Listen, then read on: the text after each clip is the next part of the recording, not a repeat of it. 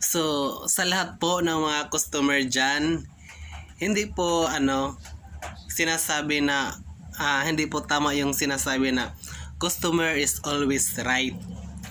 Ang customer is right ni customer na pumili, right ni customer na mag-complain if ever the item is defective, right no ni customer na mag-return within 7 days, right ni customer na pumili sa gusto niya.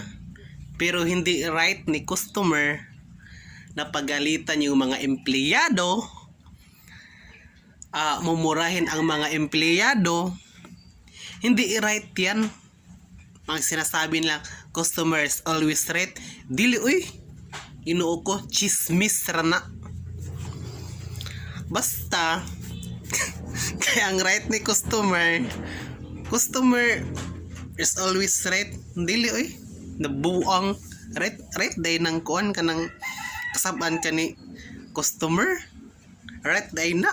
Dili, uy, ang right sa customer jud kanang right niya na magpilig mga item, right niya na magpadimo how to use the item, advantage and disadvantage.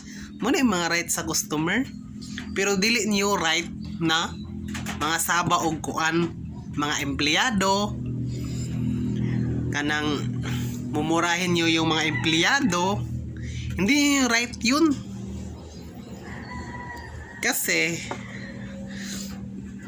pag ginagawa yun sa mga empleyado, iwan ko na lang kung ang mangyayari. So ganun yon. Hindi lahat ng customer is always right. Yun lang.